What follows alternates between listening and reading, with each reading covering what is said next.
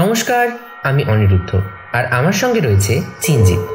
হরেক রকম গল্প 2.0-তে আপনাদের সবাইকে স্বাগত। আজ হরেক রকম গল্পে থাকছে সঞ্জয় ভট্টাচার্যের কলমে প্রায়শ্চিত্ত। সম্প্রতি লেখকের একটি গল্প কালচক্র ইতিমধ্যেই সানডে সাসপেন্সে বহু শ্রোতা দ্বারা সুখ্যাতি পেয়েছে। এছাড়াও তার সাম্প্রতিক বইগুলির মধ্যে চন্ডরাজার বলি, রক্তপিশাচিনী ইত্যাদি উল্লেখযোগ্য। রক্তপিশাচিনী বইটির একটি অংশ রক্তপিশাচিনী শিরোনামে আমাদের দ্বিতীয় চ্যানেল ফিয়ার ফেদারে একটি দীর্ঘ উপন্যাস হিসেবে শুনতে পারেন, এবং এর অপর অংশটি রক্ত খাকি শিরোনামে শীঘ্রই আসতে চলেছে হরেক রকম গল্প 2.0-তে। তাই একটি জমজমাট ভৌতিক উপন্যাসের জন্য চোখ রাখতে ভুলবেন না হরেক রকম গল্প 2.0 পর্দায়। চলুন শুরু করা যাক আজকের গল্প, প্রায়শ্চিত্ত।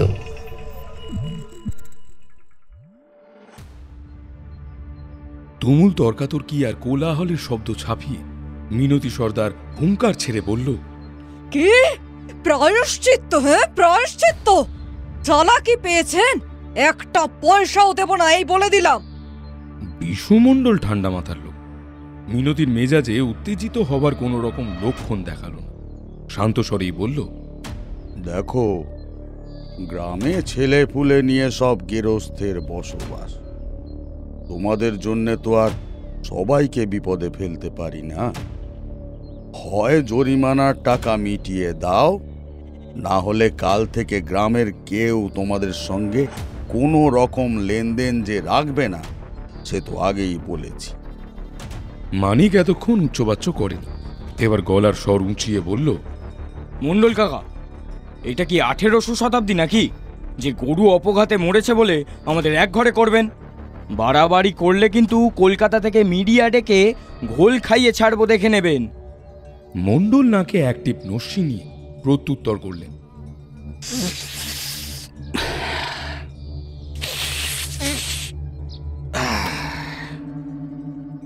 দেখো হে, তুমি তো স্কুলে মাস্টারি করো, মাথায় বুদ্ধি শুদ্ধিও কিছুটা আছে নিশ্চয়ই। তা তোমার বাবা যখন বেঁচে ছিল তখন কারণে অকারণে অনেককেই এক ঘরে করে ছেড়েছিল। তখন তোমার মনে হয়নি সেটা কোন শতাব্দী? এখন দিনকাল পাল্টেছে, তোমাদের মেনে নিতে সময় লাগবে, বুঝি। তবে ভুলে যেও না হে, এই গ্রাম পঞ্চায়েত এখন আমাদের দখলে। আর ওই যে কলকাতার কথা কি সব বলছিলে না, সেখানেও কিন্তু আমাদের লোকজনই বসে রয়েছে সব। মণ্ডলের যুক্তিতে মিনতি আর মানিক দুজনেই দমে গেল। কথাটা অবশ্য বজ্জাত বুড়ো মিথ্যে বলেনি। মাত্র কয়েকটা বছর আগেও সর্দারদের এই ছোট কোদালিয়া গ্রামে কি প্রতাপটাই না ছিল। মিনতির তো গুমড়ে মাটিতে যেন পা পড়তেই চাইত না, কিন্তু আজ তাদের ঘোর দুর্দিন। সময়ের পালা বদলে ক্ষমতা চলে গেছে বিপক্ষের হাতে, যার ফলে ওই মণ্ডল বুড়ো বেমক্কা গ্রামের মাতব্বর হয়ে বসেছে। নানা রকম ফন্দি ফিকির করে সে যে সর্দারদের হেনস্থা করার সুযোগ খুঁজবে, সেটা মিনতি আগেই বুঝতে পেরেছিল। হাল ছেড়ে দেওয়ার ভঙ্গিতে মিনতি বলল, দরটা কমান, এত টাকা আমরা দিতে পারবো না। যেন বেশ একটা মজার কথা শুনেছে এইভাবে মণ্ডল খিঁখি করে হেসে উঠল। হাসালে দেখছি, তোমরা পারবে না, তাহলে এই গ্রামে আর কে পারবে? হারান তো বছর বছর গ্রামের এত সেবা করলো, কাঁচা ভিটে থেকে পাকা দোতলা উঠল, অনেকের সর্বস্ব হরণ করে বিঘে বিঘে জমি হলো। সেই জমিতে চাষাবাদও মন্দ হয় না, ছেলের স্কুলের চাকরিও পাকাপোক্ত হয়েছে।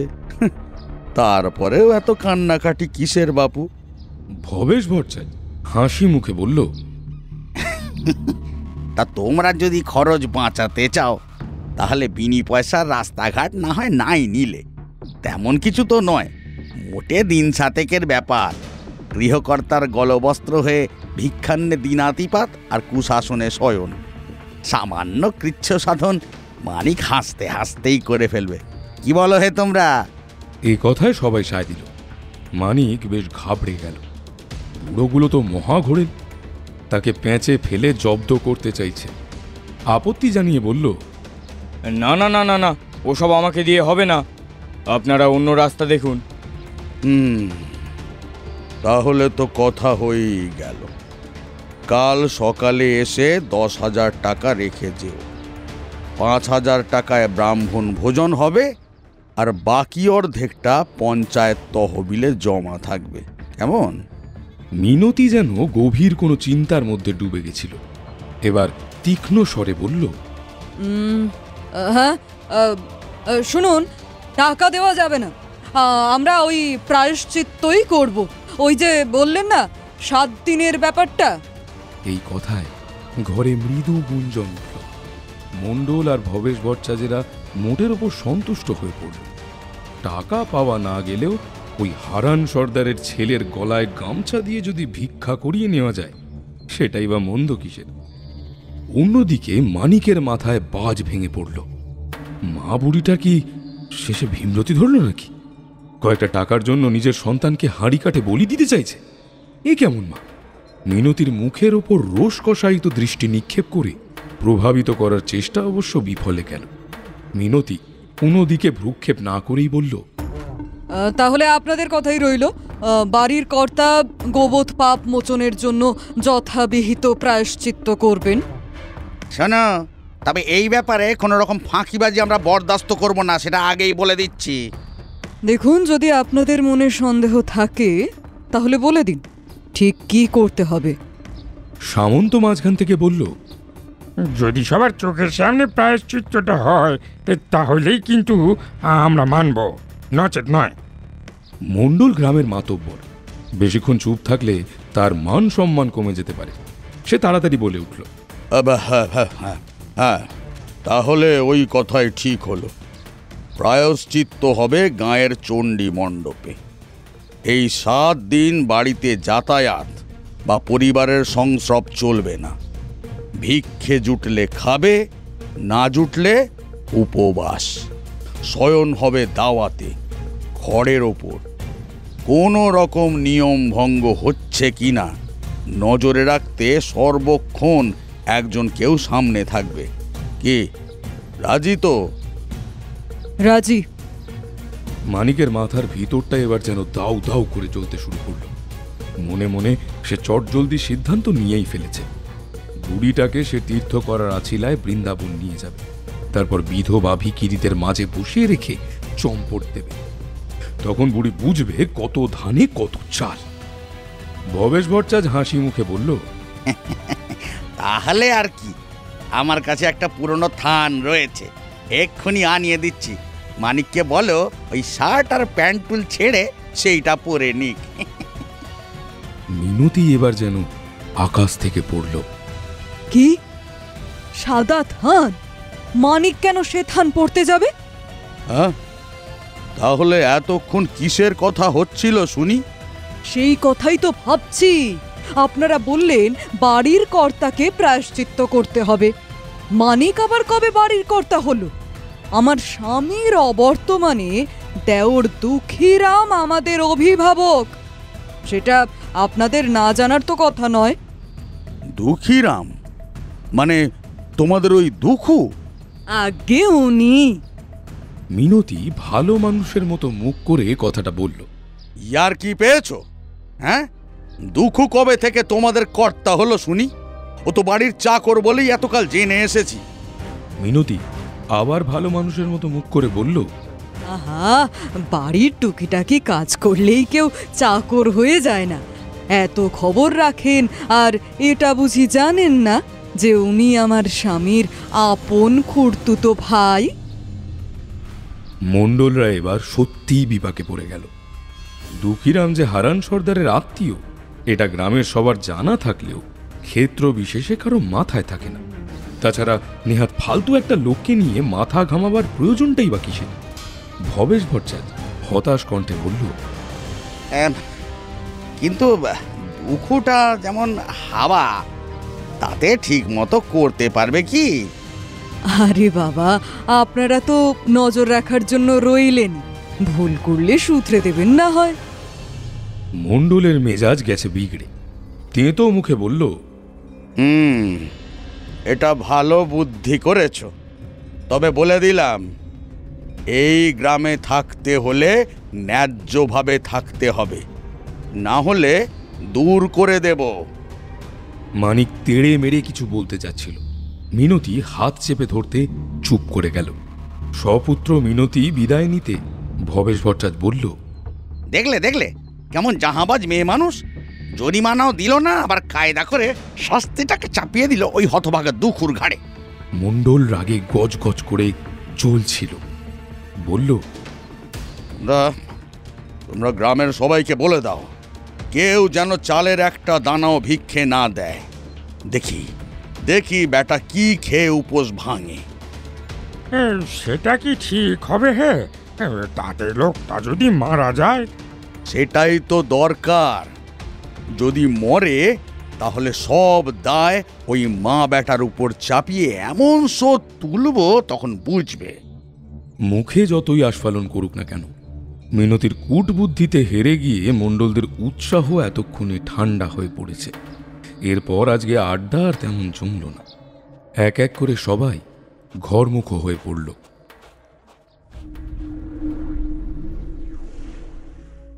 দুঃখীরাম লোকটা নিতান্তই সাদাসিদে, সব রকম ছলচাতুরি ঘোড় প্যাচের সঙ্গে সম্পর্কহীন।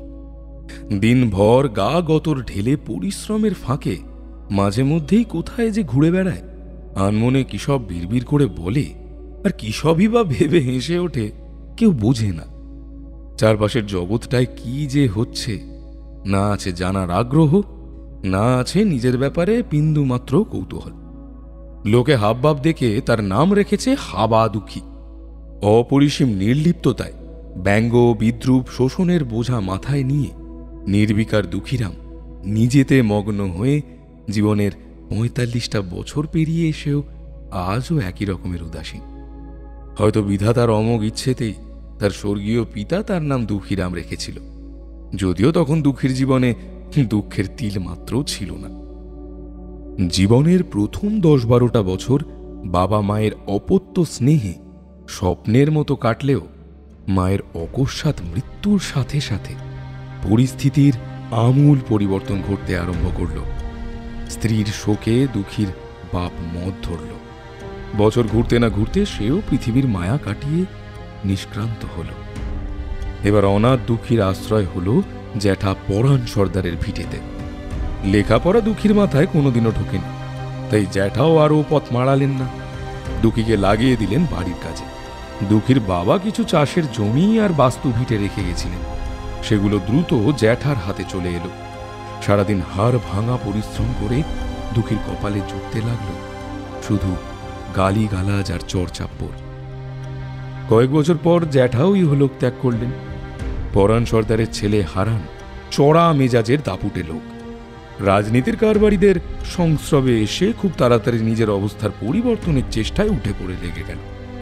গ্রামের অনেকের জমি জমা শেষ সম্বলটুকু হারানের শক্ত হাতের মুঠোয় মিলিয়ে গেল। কেউ কেউ প্রতিবাদ করে গা ছাড়া হলো, কারো বা মাথা ফাটল, কিন্তু হারানকে কেউ জব্দ করতে পারল না। তারপর একদিন সবাইকে অবাক করে এরকম দুর্দান্ত হারান হঠাৎ মৃত্যুর কাছে হেরে গেল। হারান মারা যাবার পরে বাড়ির চাকর নিতাই দুঃখীকে বার কয়েক বুঝিয়েছে এখানে বিনা পয়সায় গাধা মজদুরি করে কোনো লাভ নেই। নিতাই পাশের গ্রামের প্রতাপ হাজরার বাড়িতে চাকরি নিয়েছে। রাজি থাকলে দুঃখীরও একটা হিল্লে সে করে দিতে পারে। সেখানে মাইনেও পাওয়া যাবে আর পেট ভরে দুবেলা খাওয়াও জুটবে। দুঃখী উত্তর দেয়নি, শুধু ফ্যাল ফ্যাল করে চেয়ে থেকেছিল। কি জানি কেমন একটা অভ্যাস হয়ে গেছে। নিজের ভালো মন্দ ভাবার ইচ্ছে আর ক্ষমতা দুটোই যেন হারিয়ে ফেলেছে। নিতাই বিরক্ত হয়ে বলেছিল, ও এই সাধে কি তোমায় লোকে হাবা বলে ডাকে? এরপর আর একদিন নিতাই যখন এসেছিল দুঃখীর সঙ্গে কথা বলতে, মিনতি দেখতে পেয়ে বাটি হাতে রে রে করে তেড়ে গেছিল। সেই যে নিতাই ছুটে পালালো, আর সাহস হয়নি এমুখ হবার। এদিকে নিতাই চাকরি ছেড়ে চলে যাবার পরেই নতুন সমস্যার সৃষ্টি হল। তার জায়গায় জগা নামের যে ছেলেটা কাজে লাগলো, সে যেমন ফাঁকিবাজ তেমন নিষ্কর্মা। গোঁদের ওপর বিষ ফোড়া আবার মেজাজটাও তেড়িয়ে। মিনতি একদিন জগাকে ধমকাতে গেছিল, সে মুখের ওপর স্পষ্ট জবাব দিয়ে দিয়েছে, এর থেকে ভালো কাজ তাকে দিয়ে হবে না, দরকার পড়লে বাবুরা অন্য লোক দেখুক। এই হয়েছে বিপদ। আগেকার যুগ হলে ছোড়াকে জুতিয়ে সিধে করে দেওয়া যেত, কিন্তু এখন দিনকাল পাল্টেছে। তাছাড়া মণ্ডলদের চটিয়ে গ্রামে কারোর সাহস নেই, সর্দারদের কাজে লাগে। নেহার ছেলেটা আতপাগলা, ভবঘুরে গোছে, অন্য গ্রাম থেকে এসে জুটেছে তাই। এখন এই জগাই হলো যত নষ্টের গোড়া। গাঁজায় দম মারাটা জগার পুরনো অভ্যাস। সেদিন সকাল থেকেই আকাশের মুখ ভার করেছিল। জগা নিয়ম মাফিক গরু বাছুরগুলোকে চড়াতে নিয়ে গেল। নদীর পাড়ে এক তান্ত্রিক বাবাজি কিছুদিন হলো আস্তানা গেড়েছেন। জগা বার দুয়েক সেখানে ঢু মেরে এসেছে, যদি কিছু নেশার বস্তু টস্তু জোটে। তবে কিপ্টে সাধু বাবার হাত দিয়ে মাছি গলে না, প্রতিবারেই খালি হাতে ফিরে আসতে হয়েছে। তবে আজ কোনো কারণে বাবাজি খোশ মেজাজেই ছিলেন। জগাকে দেখতে পেয়ে আপনজনের মতো আপ্যায়ন করে গাঁজার ছিলিম হাতে ধরিয়ে দিলেন আর নিজেও সেবন করতে শুরু করলেন। এদিকে কিছুক্ষণের মধ্যেই আকাশ কালো করে মেঘের আনাগোনা শুরু হলো। সামান্য পরে বজ্রপাত সহ তুমুল বৃষ্টি। অকস্মাৎ প্রকৃতির এই রুদ্ররূপ দেখে অভিভাবকহীন গরু বাছুরগুলো বিষম ঘাবড়ে গিয়ে এদিক ওদিক ছুটে পালাতে লাগল। কাজলি বাছুরটা তার মায়ের থেকে বিচ্ছিন্ন হয়ে একটা জামরুল গাছের নিচে দাঁড়িয়েছিল। হয়তো জান্তব বুদ্ধিতে এই জায়গাটাই নিরাপদ মনে হয়েছিল। ঠিক তখনই আকাশের বুক চিড়ে রূপালী আলোর একটা তীব্র ফালি আছড়ে পড়ে বিশাল ওই বৃক্ষ আর কাজলি দুজনকেই একসঙ্গে পুড়িয়ে ছাই করে দিল।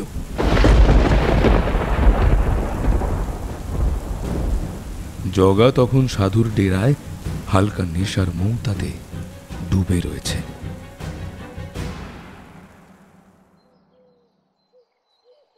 আজকের দিনটা যেন অন্যরকম। দুঃখীরামের কিছুই মাথায় ঢুকছে না। কাক ভোরে উঠে প্রতিদিনের মতো প্রাতকৃত্য সম্পন্ন করতে যাচ্ছিল, এমন সময় মানিক এসে হাজির। এমনিতে মানিক দুঃখীকে বিশেষ পাত্তা দেয় না, কিন্তু আজ সে বেশ হেসে হেসে কথা বলছে, এমনকি দারুণ অবাক করে কাকা বলেও সম্বোধন করল। খানিক পরে মিনতি বৌদি হাতে একটা সাদা থান নিয়ে এলো। আজ আর মুখ ঝামটা গালিগালাজ নয়, বৌদিও জীবনে এই প্রথম দুঃখীর সঙ্গে হেসে কথা বলল। মানিক বলল, কাকা চলো স্নান সেরে নিয়ে থানটা পরে নাও। দুঃখী বোকার মতো মুখ করে বলল, এখন চান করব কেন? খেতে তো কাজ রয়েছে যে।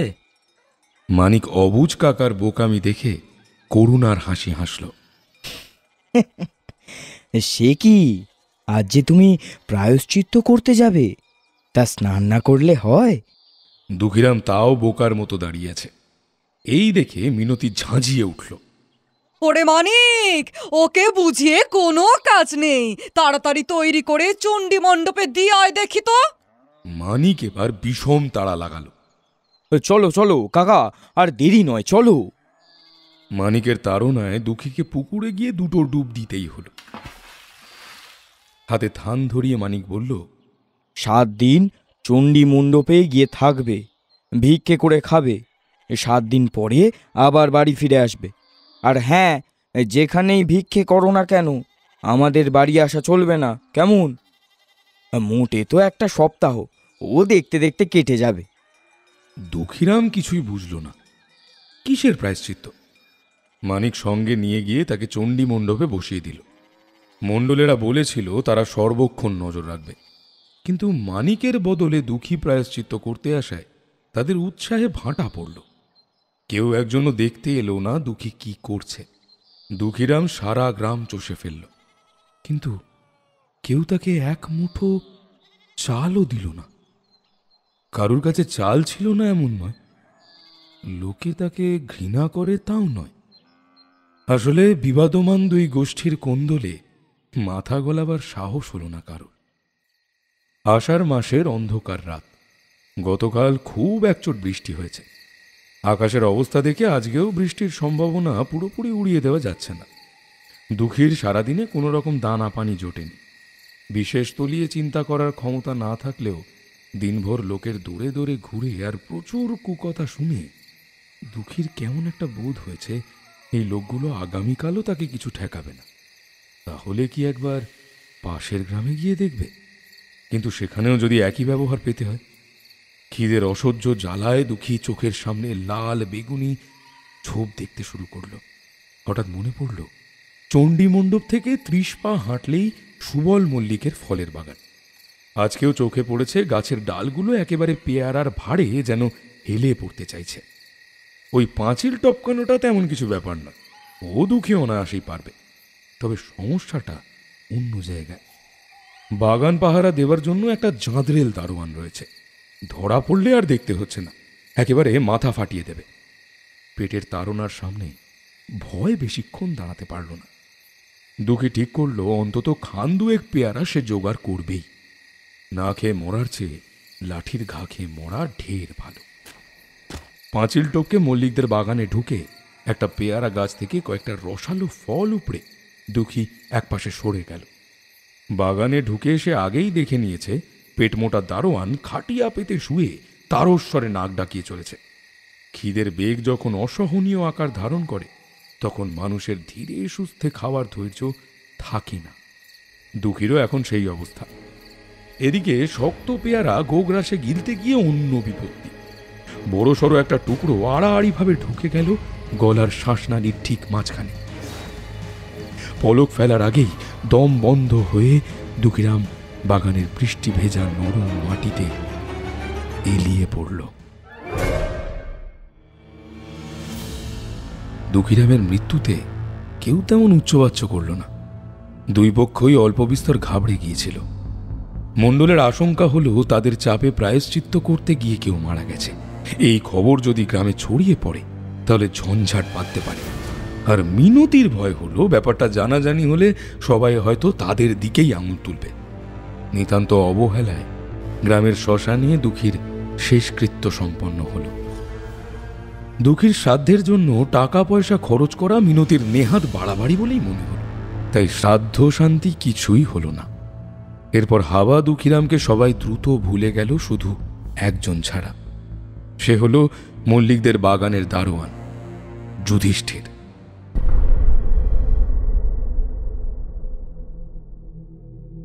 আজকাল আর রাতে যুধিষ্ঠিরের ঘুম আসে না। আগে বাগানে নামমাত্র একটা চক্কর দিয়ে খাটিয়ায় গামছা পেতে টান টান হয়ে শুয়ে পড়ত। এক ঘুমে রাত কাবার হয়ে যেত। কিন্তু যেদিন চোরটা চুরি করতে এসে অপঘাতে মরল সেদিন থেকে রাতের ঘুম, দিনের আরাম সব পালিয়েছে। যুধিষ্ঠির মল্লিক সুবল মল্লিকের পায়ে ধরে অনেক কান্নাকাটি করেছিল, কিন্তু তাতে বাবুর মন ভেজেনি। তার সাফ কথা, রাতে ডিউটি করতেই হবে, অন্যথায় সে নিজের রাস্তা দেখে নিক। চাকরি ছাড়তে যুধিষ্ঠিরের আপত্তি নেই, কিন্তু আগে অন্য কিছু জুটবে তবেই না। শ্যালক অনন্ত আশ্বাস দিয়েছে সরস্বতী পুজোর আগেই একটা কিছু ব্যবস্থা করে দেবে। অনন্ত ওর অনেক চেনা জানা। যুধিষ্ঠির এখন সেই ভরসাতেই রয়েছে। কার্তিক মাসের একটা পূর্ণিমার রাত। বাতাসের ছোঁয়ায় ঠান্ডা হিমেল আমেজ। মাঝরাতে গায়ে মোটা চাদর মুড়ি দিয়ে একাকী যুধিষ্ঠির খাটিয়ায় বসে বাগান পাহারা দিচ্ছে। গত 4 মাস ধরে রোজই সে নিজের কিশোর পুত্রকে সঙ্গে নিয়ে এসেছে। ছেলে সঙ্গে থাকলে তাও বুকে খানিকটা সাহস পাওয়া যায়। রাত বিরেতে বাগান জুড়ে যখন অদৃশ্য কারোর দুদ্দার পায়ের চলার আওয়াজ পাওয়া যায়, যুধিষ্ঠির তখন গুঁতো মেরে ছেলে রাজুর ঘুম ভাঙিয়ে তোলে। বিরক্ত কণ্ঠে রাজু জিজ্ঞেস করে, কি হলো? যুধিষ্ঠির ভালো মানুষের মতো মুখ করে বলে ওঠে, ওরে রাজু, পেচ্ছাপ করতে যাবি না বাপ? না। রাজু পাশ ফিরে শুয়ে পড়ে। আজ আর রাজু সাথে আসেনি। বউ কমলা বড় দজ্জাল মেয়ে মানুষ। ঘর থেকে বেরোবার সময় কোমরে আঁচল বেঁধে তেড়ে এলো।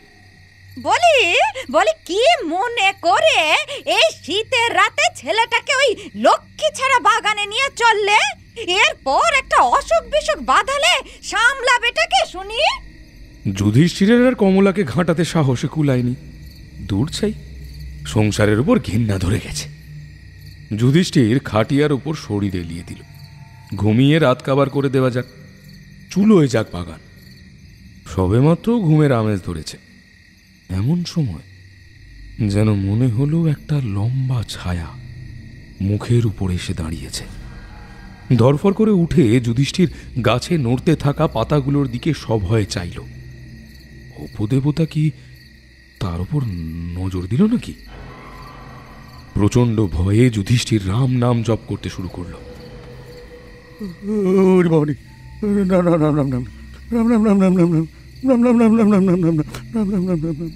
প্রায় ঘন্টা খানেক জপ করার পর বুকে হাঁফ ধরে গেল। খাটিয়ার তলায় কলসিতে জল রাখা ছিল, তার থেকে খানিকটা গলায় ঢেলে দিতেই আবার নিম্নচাপ উপস্থিত হলো।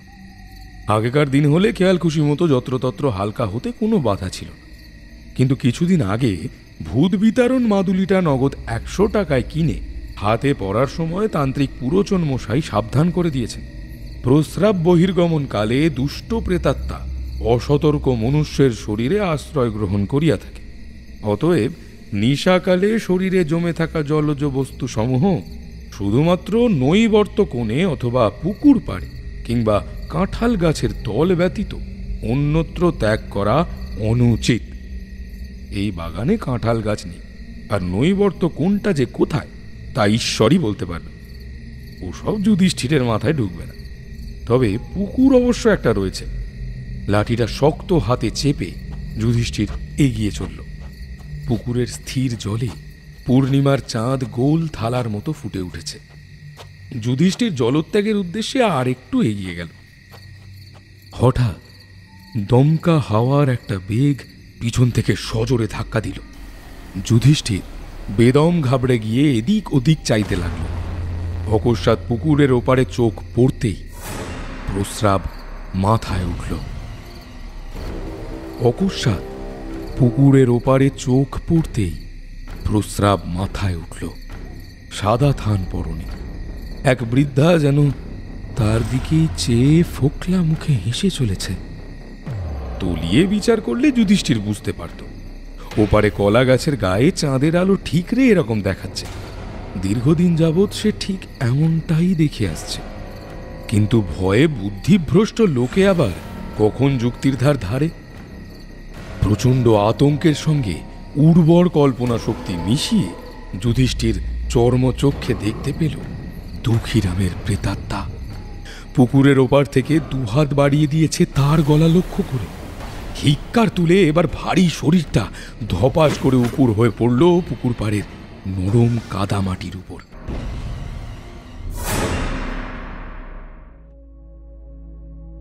কথায় বলে গুজব আগুনের চেয়ে দ্রুত গতিতে ছড়ায়। তাছাড়া কোদালিয়া গ্রামের মানুষজন এতদিনে তেলে ভাজার মতো মুচমুচে আর লোভনীয় একটা বিষয় পেয়েছে। কয়েকদিন পথে ঘাটে হাটে বাজারে চায়ের দোকান রেল স্টেশন সর্বত্র এই নিয়ে আলোচনার ঝড় বয়ে চলল। দুঃখীরামের প্রেতাত্মা রাতের বেলা যুধিষ্ঠিরকে একা পেয়ে নাকি বেশ কয়েক ঘা দেবার পর পাকে পুঁতে মারার চেষ্টা করেছিল। এই যাত্রায় যুধিষ্ঠির যে প্রাণে বেঁচে ফিরেছে সেটা নেহাত কপাল গুণে। 7 দিন কাটতে না কাটতে ফের হই হট্টগোল। পাঁচু গোপাল ঢালি শহরে চাকরি করে। সপ্তাহান্তে ফি শনিবারে গ্রামের বাড়ি এসে সোমবার ভোরের ট্রেনে আবার কর্মস্থলে ফিরত যাওয়া, এটাই তার দীর্ঘদিনের রুটিন। এই শনিবারে স্টেশনে নেমেই তার দেখা হয়ে গেল বাল্যবন্ধু দুলুর সঙ্গে। দুলু আবার গলা ভেজাতে দারুণ ওস্তাদ। দুলুর পাল্লায় পড়ে পাঁচু না করতে করতে বোতল খুলে বসল। দেখতে দেখতে সময় উড়ে গেল। রাত হয়েছে। শুঁড়িখানা বন্ধ হওয়ার সময়। দুলু শুঁড়িখানার বাইরে বট গাছের তলায় শুয়ে পড়ল। সে আজ আর বাড়ি যাচ্ছে না। পাঁচুরও ইচ্ছে করেছিল দুলুর পাশেই শুয়ে পড়ে, কিন্তু পরিবার অপেক্ষায় রয়েছে, তাই এক প্রকার বাধ্য হয়েই সে বাড়ির পথ ধরল। এত রাতে ভ্যান রিক্সা কিছুই পাওয়ার আশা বৃথা, তাই পাঁচু টলায়মান পায়ে হেঁটে হেঁটেই বাড়ির রাস্তা ধরল। পাঁচুর মনে আজ বড় ফুর্তি, বেশ নেশা হয়েছে। বেসুরো গলায় হিন্দি গানের কলি ভাসতে ভাসতে একসময় পাঁচু এসে হাজির হলো মল্লিক বাগানের ঠিক সামনে। হঠাৎ কিছু মনে পড়ে যেতেই পাঁচুর নেশা উঠল মাথায়। লোকে বলে না এই বাগানটায় নাকি ভূত আছে। পাঁচু স্খলিত পায়ে তাড়াহুড়ো করে যেতে গিয়ে মুখ থুবড়ে পড়ল পাঁচিলেরই গায়ে। মাথাটা বুঝি ফেটেই গেল। কোনো ক্রমে কপালে হাত বুলিয়ে পাঁচু ভয় ভয়ে তাকালো তাল গাছের দিকে। নেশাগ্রস্ত ঘোলা চোখের দৃষ্টিতে পাঁচু যেন দেখতে পেল হাওয়া দুঃখী তাল গাছের মাথায় বসে নাকি স্বরে বলছে, হে পাঁচু দাদা, বলি আছো কেমন? পাঁচু গোপালের মদের নেশা কেটে গেছে। সময় নষ্ট না করে রেসের ঘোড়ার মতো ছুট লাগালো। তবে রাস্তার মাঝে খানা খন্দে বার চারেক আছাড় খেয়ে দুটো কষের দাঁত ভাঙল। সে অবশ্য অন্য কথা। কোদালিয়া গ্রামের অধিবাসী বৃন্দ এরপর একযোগে আঙুল তুলল সর্দারদের দিকে। সাধ্য শান্তি হয়নি বলেই দুঃখীরামের আত্মা কুপিত হয়েছে। অবিলম্বে শাস্ত্রানুসার পারলৌকিক ক্রিয়া সম্পন্ন করতে হবে। মিনতি অবশ্য সবাইকে ভেটো দিয়ে ছাড়ল। সাধ্য করতে হয় গ্রামের লোকে করুক, চাঁদা তুলে করুক, ফালতু ব্যাপারে এক পয়সা খরচ করতেও সে নারাজ। দুঃখী মরার পরে সেই যে জগার চাকরিটা গেল, সে আর দ্বিতীয় কোনো কাজের চেষ্টা করেনি। প্রতিদিন গাধার খাটুনি খেটে খেটে জীবনের উপর কেমন যেন ঘেন্নাই ধরে গিয়েছিল। ওই যে শ্মশানের জটাধারী তান্ত্রিক, কি সুখেই না বেঁচে আছে। না আছে কলুর বলদের মতো ছুটে বেড়াবার তাড়না, না কারো হুকুম মানার গরজ। জগা গিয়ে সোজা পায়ে ধরে পড়ল। জটাধারী খুশিই হল। গাঁজার কোলকে সাজা, গাঁজার কোলকে সাজা পা টিপে দেওয়ার জন্য তো লোকের প্রয়োজন। জগা এবার শ্মশানের আশ্রমেই পাকাপোক্ত তাঁবু গেড়ে ফেলল। জগা আজ কারো ক্ষেত খুঁড়ে আলু নিয়ে এসেছিল। মালসার আগুনে গুরু শিষ্য মিলে তাই পুড়িয়ে খাচ্ছিল। কাল থেকে পেটে দানা পড়েনি, জুড়োতে তর সইছে না। আলু এত গরম যে গাল জিভ পুড়ে যাচ্ছে, কিন্তু কি বা করার আছে? একবার পেটের মধ্যে চালান করে দিতে পারলে সেখানে ঠান্ডা করার অনেক যন্ত্রপাতি রয়েছে। খেতে খেতে জটাধারী আক্ষেপ করে বলল, তুই বড়ই অপয়া রে জগা। যতদিন না ছিলি গ্রামের লোকেরা কত কিছুই না দিয়ে যেত। কলা বলো, মূলো বলো, মাছ মাংস, নগদ টাকা দু হাতে নিয়ে কুলিয়ে উঠতে পারতাম না। আর এখন জগা নেড়ি কুকুরের মতো খ্যাঁক করে বলল, এই ফালতু বকবে না বলে দিলাম। তোমার ওষুধে কারো কাজ হচ্ছে না, তাই লোক সরে পড়েছে। এই ফের যদি আমাকে দোষ দিয়েছে তো। জগার মারমুখী মেজাজ দেখে জটাধারী মিষ্টি কথায় ভোলাবার চেষ্টা করল। আমারে ভুল বুঝিস না বেটা, আসলে আমি বলতে চেয়েছি। জগা জটাধারীর কথায় কান না দিয়ে বলল, এই সত্যি করে বলো দেখি, এই ভূত ধরার কোনো বিদ্যে তোমার জানা আছে না নেই? ভবনাথ চোখ কপালে তুলে বলল, ওলা ওটার বাচ্চা, চেলা হয়ে গুরুকে সন্দেহ দূর হত ভাগা। জগা একদলা আলু গিলে বলল, আজ শুনে এলাম এই গ্রামে ভূতের উৎপাত শুরু হয়েছে। এই আমরা যদি ভূতটাকে ধরে দিতে পারি, তাহলে শুধু আলু চিবিয়ে থাকতে হবে না। রোজগারের গন্ধে জটাধারীর চোখ উজ্জ্বল হয়ে উঠল। বলল, আমারে আগে সব কথা খুলে বল দেখিনি। রাতের বেলায় এরপর লোকের চলাফেরা করাই দায় হয়ে পড়ল। দুঃখীরামের অতৃপ্ত আত্মার প্রতিশোধ স্পৃহা দুর্দান্তভাবে সক্রিয় হয়ে ছেলে বুড়ো নির্বিশেষে সবাইকে আতঙ্কিত করে তুলল। কোনোদিন রাত দুপ্রহরে অদৃশ্য কেউ সজোরে মণ্ডলের কড়া নাড়িয়ে সরে পড়েছে। তো পরের দিন মাঝরাতে ভবেশ ভট্টাচার্যের বাড়ির পিছন থেকে খনা সুরে পুরুষ কণ্ঠের সে কি কান্না!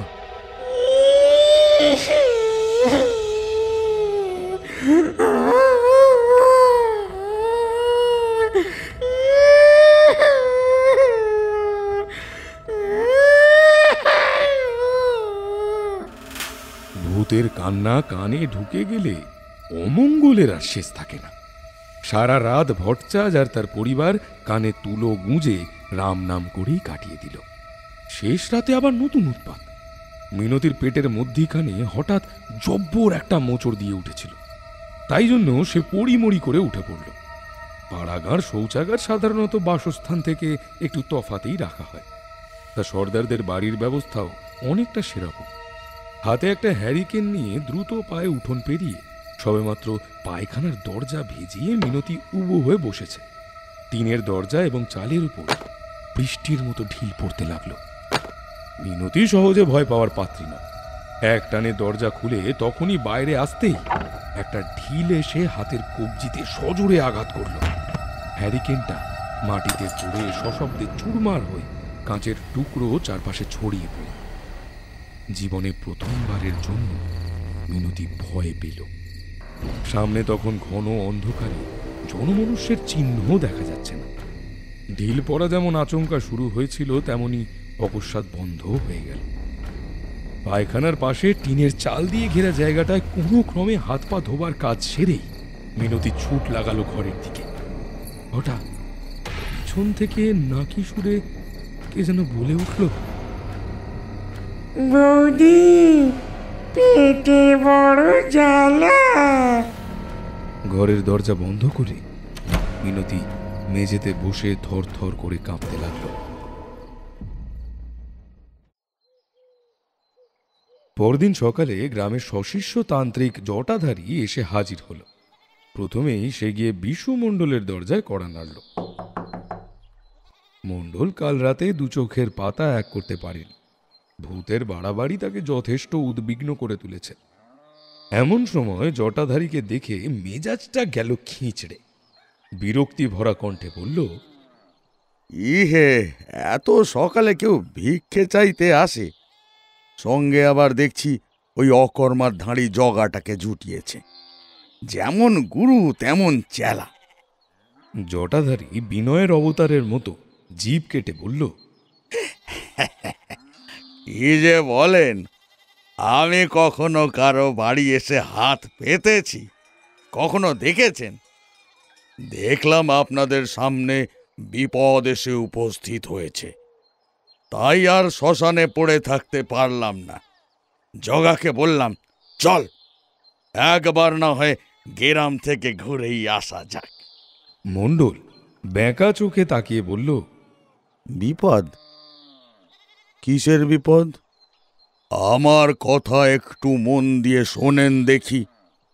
কাল মাঝরাতে শ্মশানে বসে হোমের আগুনটা সবে মাত্র জ্বালছি, হঠাৎ দমকা বাতাসের গায়ে গেল সব লন্ড ভণ্ড একসা হয়ে। কি আর করি? জগারে বললাম এর একবার সব ঠিক মতো সেজে দিতে। তা আবার সেই এক জিনিস ঘটে গেল। নাকে কেমন একটা বাসি মরার গন্ধ আসতেই বুঝলাম এ হচ্ছে গিয়ে দুষ্টু হাওয়া বাতাসের কারসাজি। তবে আমিও হলাম কিনা তান্ত্রিক সর্বানন্দের একেবারে খাস চালা। বাবা, আমার সঙ্গে চালাকি! তখনই শরীর বন্ধন করে ভূত ডামর মন্তরটা উড়াতে শুরু করলাম। তাই এবার যায় কোথায়? ব্যাটার ছেলে একদম সামনে এসে হাজির হলো। দেখলাম 40-45 বছরের একটা জোয়ান মধ্য, বলল নাকি খিদার জ্বালায় মরেছে। এখন প্রতিজ্ঞা করেছে গ্রামের কাউকে শান্তিতে থাকতে দেবে না। আমি অনেক বোঝালাম, ভয় দেখালাম, বাড়াবাড়ি দেখলে একদম ভস্ম করে ছাড়ব। তা সে কি আর আমার কথা শোনে? উল্টে আমার এই চোখ রাঙাতে লাগলো। বলে এখনই গ্রাম ছেড়ে যাও দেখি, নইলে লোকগুলোর সাথে সাথে তোমাকেও মেরে পচা খালের পাঁকে পুঁতে রাখবো। এরপর কি হলো, আরো কিছু মন্তর পড়ে ভূত বেটাকে বেঁধে ফেলার আগেই সে গ্রামের দিকে পাই পাই করে ছুট লাগালো। মণ্ডল হাঁ করে তান্ত্রিকের কথা শুনছিল। গত রাতের অভিজ্ঞতা নিয়ে কারো সঙ্গে এখনো কোনো আলোচনাই হয়নি, তাই জটাধারীর কথায় তার খানিকটা বিশ্বাস জন্মে গেল। মণ্ডল বলল, তা এই ভূতের কি কিছু উপায় করা যায় না? সেই জন্যেই তো সকাল সকাল আপনার দুয়ারে আসতে হলো। আমি থাকতে ওই ভূতের বাচ্চা যদি কারুকে দুঃখ কষ্ট দেয়, তাহলে উপরে গিয়ে গুরু মহারাজের এই পোড়া মুখখানা দেখাবো কোন সাহসী বলতে পারেন? তান্ত্রিক ঝোলা থেকে খান কয়েক তাবিজ মাদুলি বের করল।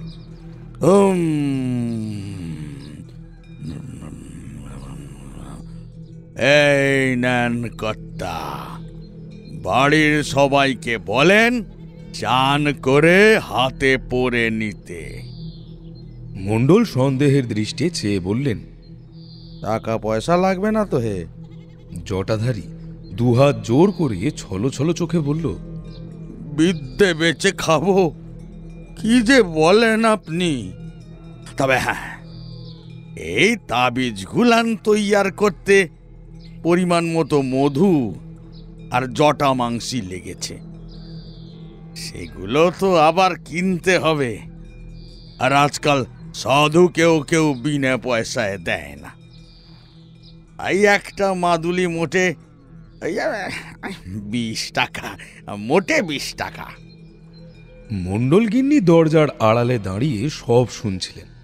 এবারে বলে উঠলেন, তার বলে কি তুমি বাবা আমাদের 5খানা দিও। হ্যাঁ, এই টাকাটা বড় কথা নয়, কিন্তু তোমার এই তাবিজে কাজ হবে তো?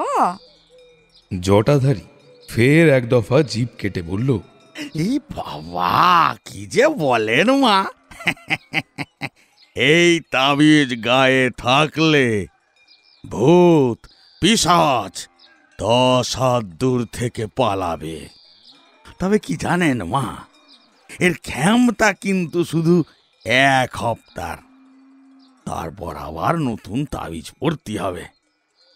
মণ্ডল মনে মনে দীর্ঘশ্বাস ফেলল। তার মানে এটা এখন প্রতি সপ্তাহের খরচ হয়ে দাঁড়ালো। জটাধারী উঠে পড়ল। তার এখন মেলা কাজ, গ্রামের বাড়ি বাড়ি যেতে হবে, সবাইকে দারুণ বিপদ থেকে পরিত্রাণ করে তবেই তো তার ছুটি। গ্রামের সব কটা বাড়ি ঘুরে গুরু শিষ্যে শেষমেশে সর্দার বাড়ির দরজায় এসে দাঁড়ালো। অন্য সময় জগাকে দেখলে মিনতি হয়তো একটু তুলকালাম বাঁধিয়ে ছাড়ত, কিন্তু আজকে আর কোনো রকম প্রতিক্রিয়া দেখানোর ধারে কাছে গেল না। মিনতিকে গোলাপ বউ খবর দিয়েছে তান্ত্রিক বাবা গ্রামের ঘরে ঘরে ভূত মারুন তাবিজ ফিরি করছে। জটাধারীকে দেখে মিনতি বলল, বলি এসব কি হচ্ছে বলো তো বাবা? হ্যাঁ, আমার দেওর বেঁচে থাকতে চরিত্রবান মানুষ ছিল বলেই তো জানতাম। কখনো কোনো মেয়ে মানুষের পায়খানার দিকে নজর দেয়নি, দিয়েছিল এমন কথা তো কেউ বলতে পারবে না। সারা জীবন ধরে খাওয়ালাম, পড়ালাম, কখনো আমার মানিকের সঙ্গে কোনো তফাৎ করিনি, সে কিনা শেষে। মিনতি তার ডান হাতটা তুলে দেখালো। কবজিতে আঘাতের চিহ্ন স্পষ্ট। জটাধারী বিজ্ঞের মতো মাথা নেড়ে বলল,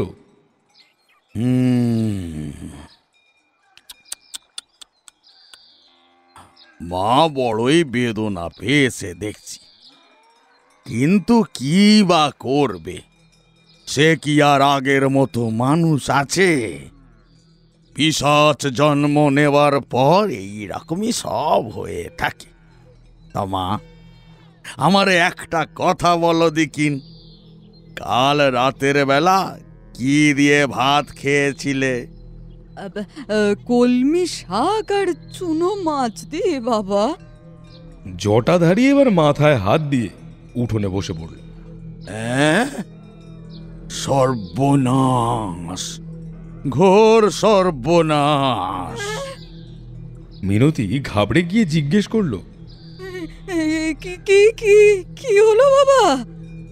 কি আর বলবো মা, চুনো মাছের গন্ধে প্রেত পিশাচের মুখে নোলা ঝরে, আর ওই মাছ পেটের ভিতর গিয়ে যে বিষ্ঠা পাকায়, সেও যে অপদেবতাদের ভারী প্রিয়। এখন বুঝতে পারছো মরা দেওয়ার কেন তোমার পিছনে লেগেছিল? বলি বাবা, তাহলে কি হবে? ভয়ের কিচ্ছু নেই মা, আমি বাড়ি বন্ধন করে তবেই যাব।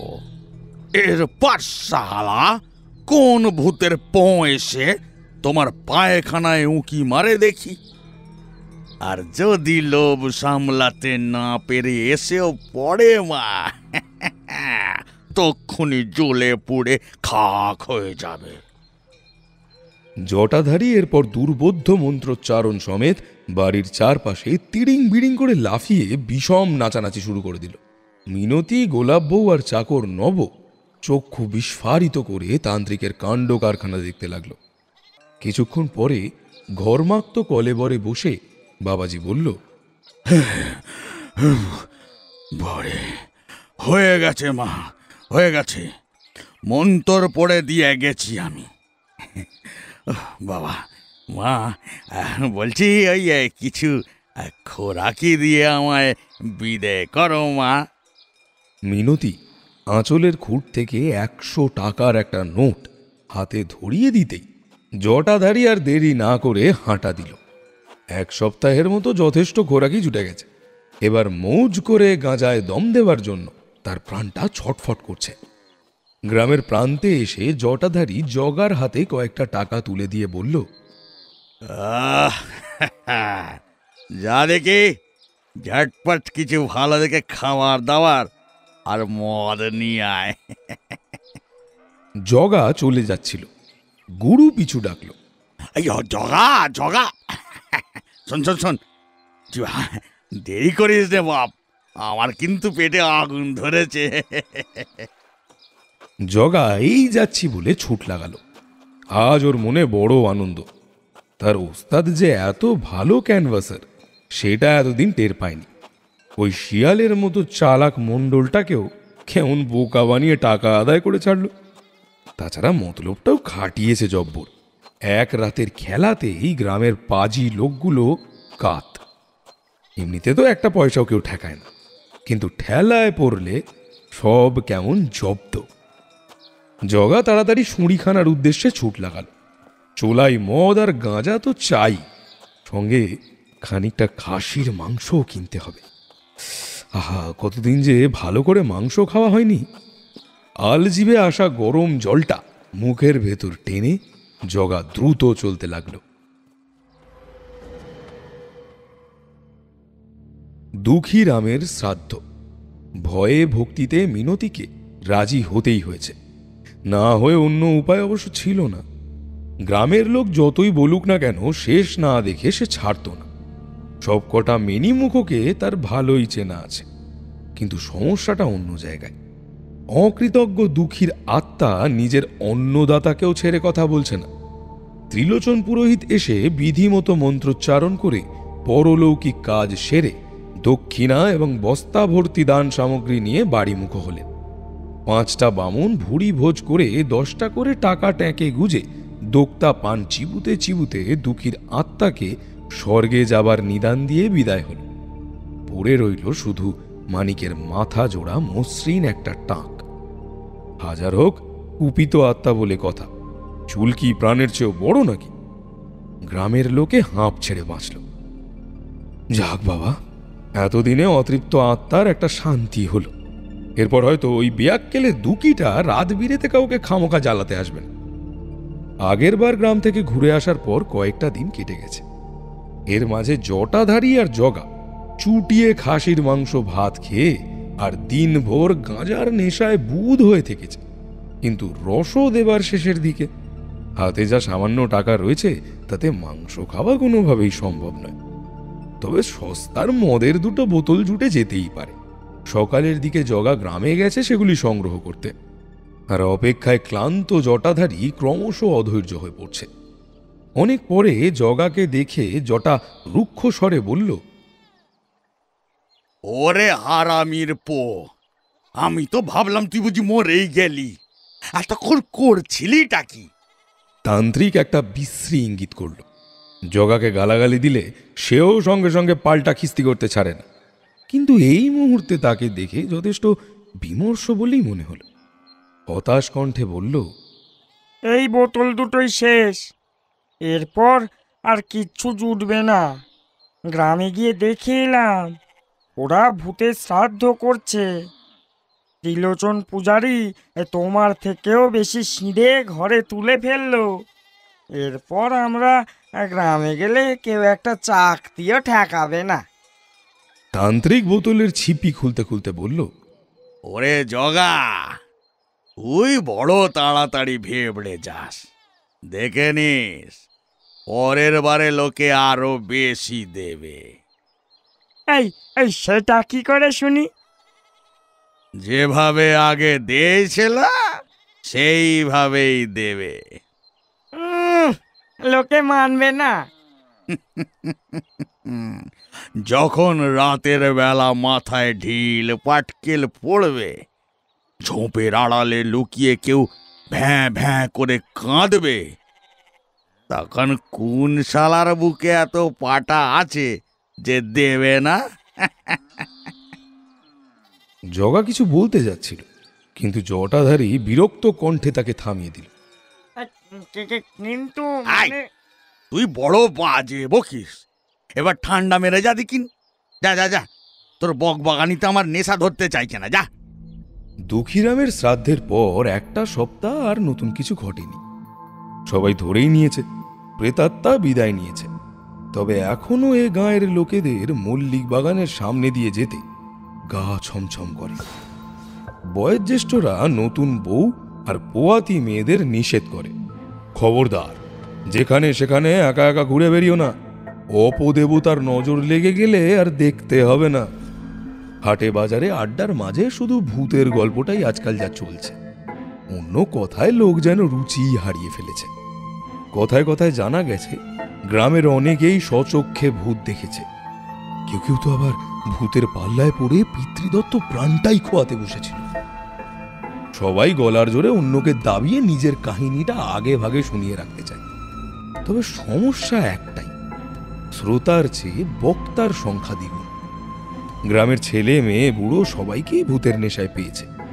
অনেকেই শ্মশানে গিয়ে জটা বাবার কাছ থেকে তাবিজ, কবচ, মাদুলি এইসব নিয়ে আসতে লাগলো, যার ফলে বাবাজিরও আয় বন্ধ হলো না। এর মধ্যে আবার একটা ভূত ছাড়াবার কেসও জটাধারীর হাতে এসেছিল। ধুধুলিয়া গ্রামের হারাদন বাগের যুবতী বউটাকে দানবে পেয়েছিল। তা তান্ত্রিক গিয়ে সেই দানব হতভাগাকে ঝ্যাঁটা মেরে মেরে নরকের রাস্তা দেখিয়ে এল। কিন্তু বউটাও যে বিষাক্ত সেপ্টিকে 7 দিনের জন্য হাসপাতালে সেঁধিয়ে গেল, সে নিয়ে আর কেউ কথা বলল না। এরপর 2 মাস সময় কেটে গেল। উত্তেজনার পারদ ক্রমে নামতে শুরু করলো। এখন আর কেউ সেরকম ভূতের গল্প করেও না, শুনতেও চায় না। তান্ত্রিক একদিন দেখলো তার দোকানে যে খদ্দের সংখ্যা কমতে শুরু করেছে। এরপর বোধহয় দুবেলা জোটানোই মুশকিল হয়ে পড়বে। জটাধারী ঠিক করলো আর একবার পুরনো খেলা খেলবে, তারপরেই দেখা যাক না কি হয়। কৃষ্ণপক্ষের অন্ধকার রাত, শীতের তীব্র প্রকোপে নেড়ি কুকুরের দল কুই কুই করে কেঁদে চলেছে। জগা গায়ে কম্বল মুড়ি দিয়ে মিনতিদের উঠোনের জামরুল গাছের ডালে গা ঢাকা দিয়ে বসে আছে। জটাধারী লণ্ঠন দিয়ে আলোর সংকেত করলে জগা তার ঝুলি থেকে ঢিল বের করে, তারপর সর্দারদের চালে নিক্ষেপ করা শুরু করবে। তারপর এখানকার কাজ মিটে গেলে একবার হালদারদের দরজায় কড়া নেড়ে সব শেষে শ্মশান লাগোয়া ভবেশ ভট্টাচার্যের বাড়ির পিছনে খানিক কান্নাকাটি করে এক ছুটে পালাবে। এই ঠান্ডার রাতে গ্রামের রাস্তায় কেউ তাদের দেখে ফেলার জন্য ঘুরে বেড়াতে পারে, সে সম্ভাবনা অবশ্য জটাধারী আর জগা দুজনেই উড়িয়ে দিয়েছে। শ্মশানের দিক থেকে ভেসে আসা আলোর একটা ক্ষীণ রেখা জগার প্রতীক্ষার অবসান ঘটালো। এরপর কিছুক্ষণ ধরে সর্দার বাড়ির সর্বাঙ্গে ইট বৃষ্টি হতে লাগলো। একটা জানালার কাঁচ ভাঙল, আর গোয়ালের টিনের চালে ঢিলের বারংবার আঘাতে বেশ একটা মূর্ছনার সৃষ্টি হলো। ইটের ভাণ্ডার ফুরিয়ে যেতেই আবার সব চুপচাপ। সর্দার বাড়ি থেকে কোনো সারা শব্দ পাওয়া গেল না। জগা নিশ্চিন্ত হল, কাজ শেষ হয়েছে, এখানে আর না থাকাই ভালো। মিনতির ঘুম জানলা ভাঙার শব্দেই ভেঙে গেছে। এবারে সে আর আগের বারের মতো ভয় সিঁটিয়ে গেল না।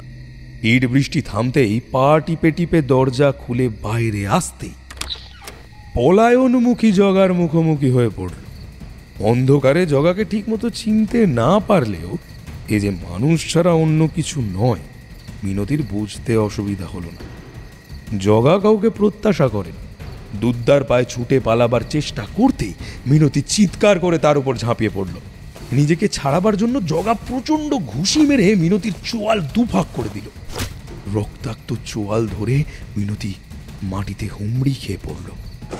জগাও পড়িমড়ি করে দৌড় লাগালো, কিন্তু গায়ের কম্বলে পা জড়িয়ে মুখ থুবড়ে উঠোনের মাঝে পড়ে গেল।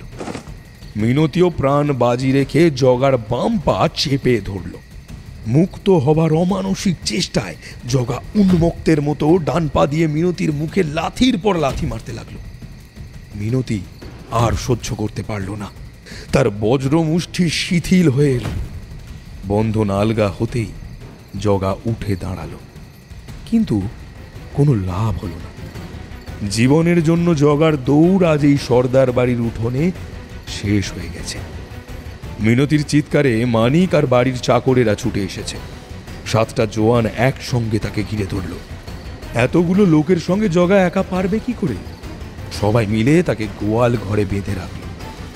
বাকি রাতটা জগার উপর দফায় দফায় অকথ্য অত্যাচার চলতে লাগলো। সকাল হতে না হতে খবরটা দাবানলের মতো ছড়িয়ে পড়ল। আজ ভারী মজার দিন। গ্রামের ছেলে জোয়ান বুড়ো সবাই হাতের কাছে যে যা পেল, লাঠি, লোহার খুন্তি, কে নিদেন পক্ষে একটা বাঁশের কঞ্চি, তাই নিয়েই ছুটল। ভূতের ভয় দেখিয়ে বোকা বানিয়ে ফায়দালোটা গ্রামের উৎসাহী যুবকেরা এর মধ্যে এক ফাঁকে শ্মশানে গিয়ে খালি হাতে ফিরে এসেছে। বিপদের আভাস পেয়ে ভণ্ডতান্ত্রিক পালাতে দেরি করেনি। ওটাকে পাওয়া গেলে হুল্লোড়টা আরও জমত। যাগ্গে, যে হারামজাদাটাকে ধরা গেছে সেটাকেই উচিত শিক্ষা দেওয়া যাক। প্রহারে প্রহারে জর্জরিত হয়ে জগা ইতিমধ্যে আধমরা হয়ে পড়েছে। জগার গলার ভিতরটা যেন জ্বলে পুড়ে খাঁক হয়ে যাচ্ছে। বুকের মাঝখান থেকে একটা অসহ্য ব্যথা দুমড়ে মুচড়ে সমগ্র চেতনাকে আচ্ছন্ন করে ফেলতে চাইছে। জগার গলা থেকে একটা ঘড় ঘড়ে শব্দ বেরোলো।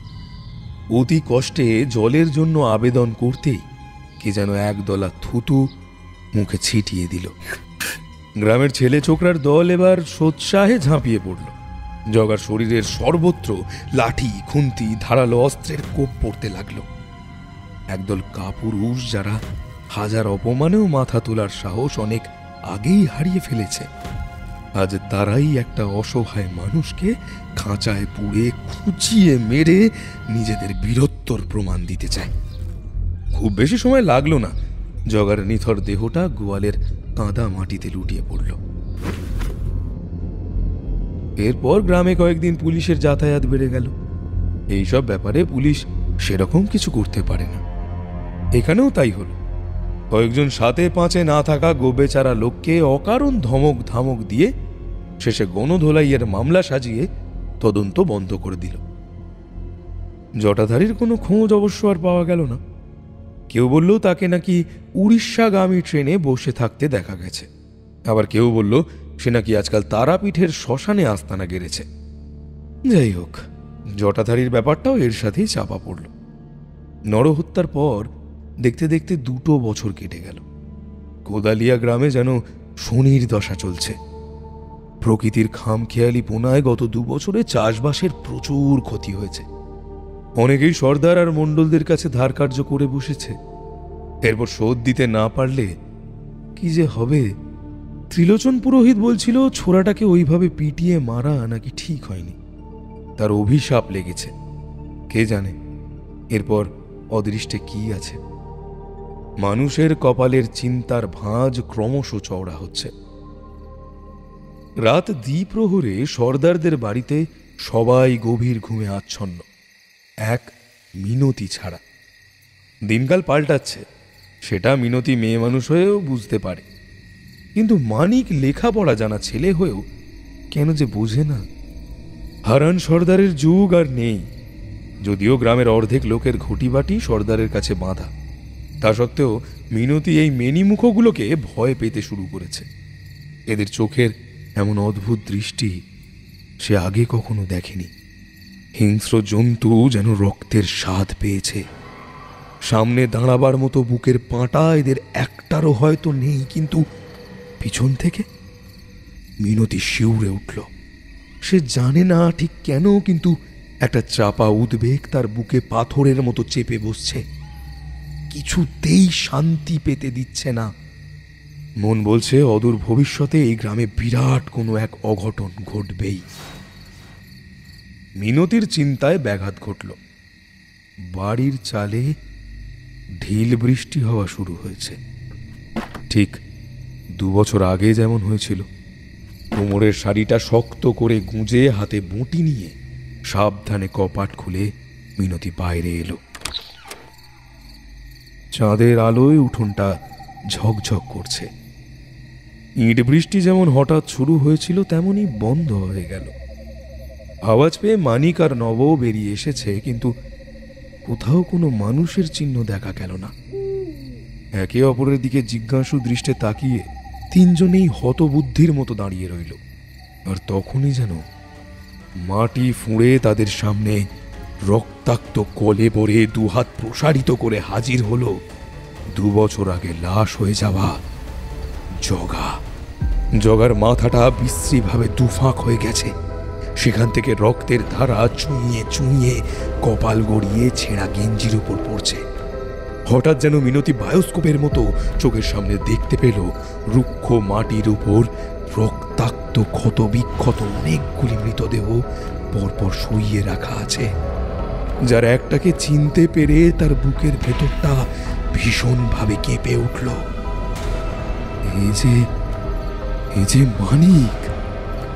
সবার চোখের সামনে পৈশাচিক অট্টহাসি করে জগার শরীরটা আচমকা ধোয়ার মতো ভেঙে গেল, তারপর বাতাসে মিলিয়ে গেল।